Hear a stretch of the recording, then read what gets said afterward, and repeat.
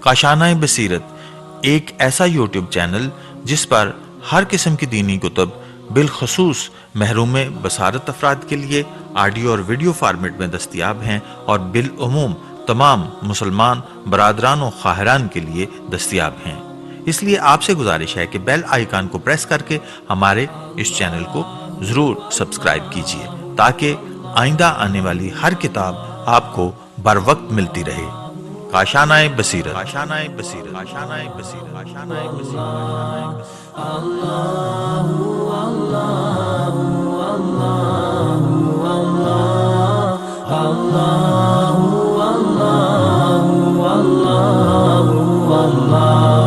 بسم اللہ الرحمن الرحیم۔ السلام علیکم۔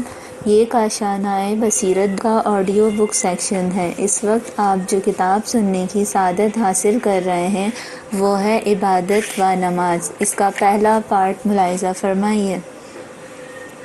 نام کتاب عبادت و نماز، اثر استاد شہید مرتضیٰ مطہری، ترجمہ کیا ہے سید سعید حیدر زیدی، اس کے ناشر ہیں دارالثقلین، تاریخ اشاعت ہے رمضان المبارک 1427 ہجری یعنی اکتوبر 2016۔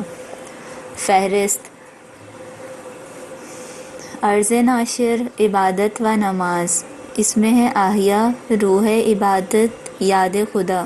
امام جعفر صادق کی ایک حدیث، ربوبیت کا اولین درجہ اپنے نفس پر تسلط، دوسرا درجہ نفس کے خیالات کا مالک ہونا، حالت نماز میں امام سجاد کا حضور قلب، تقویٰ، بالا تر درجات عبادت و نماز، حقیقی طور پر نزدیک ہونا، مجازی طور پر نزدیک ہونا، قرب الہی کے معنی، عبادت کا اولین اثر اپنے آپ پر تسلط، ابن سینا کا کلام، اپنے قوہ خیال پر تسلط، دل کے لیے پیغمبر اکرم کی تعبیر، روح کا بدن سے بے نیاز ہو جانا، بدن پر تصرف کی قدرت، بیرونی دنیا پر تصرف کی قدرت، علی بستر شہادت پر عبادت و نماز۔ اس کا تیسرا حصہ، نماز کی اہمیت، زاہد اور صوفی نما لوگ، دین کے بارے میں ایک غلط تصور، علی ایک جامع صفات، ہستی، مرد مسلمان کی بعض نمایاں صفات، معنویات کو خفیف نہ سمجھیے۔ عبادت و نماز کا چوتھا حصہ، عبادت اور تربیت، ایمان کی تاثیر، عصمت اور ایمان، اسلام دنیا اور آخرت کا جامع، خدا کی کبریائی، اہل خانہ کے حوالے سے ذمہ داری۔ عرض ناشر، زیر نظر رسالہ عبادت اور نماز کے موضوع پر استاد شہید مرتضیٰ مطہری کی 4 تقاریر کا مجموعہ ہے۔ یہ تقاریر رمضان المبارک 1390 ہجری میں حسینیہ ارشاد تہران میں کی گئی۔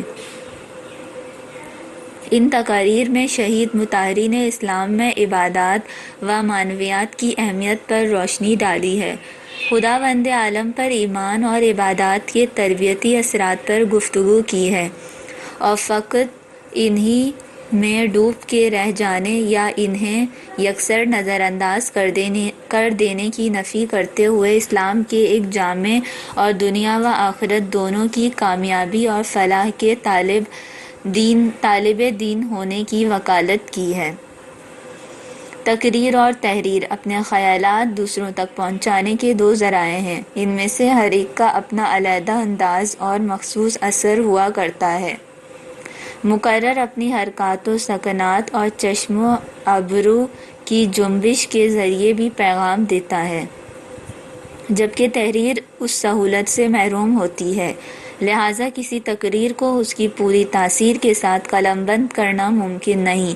زیر نظر تقاریر کا ترجمہ کرتے ہوئے کوشش کی گئی ہے کہ ان کا تقریری انداز بھی محفوظ رہے اور ان میں کی جانے والی گفتگو بھی تحریر کی صورت میں پوری پہنچ جائے۔ ہم اس کوشش میں کس حد تک کامیاب رہے اس سے ہمیں قارئین مطلع کریں گے۔ امید ہے ہماری دوسری مطبوعات کی طرح یہ کتاب بھی قارئین میں مقبول ہوگی۔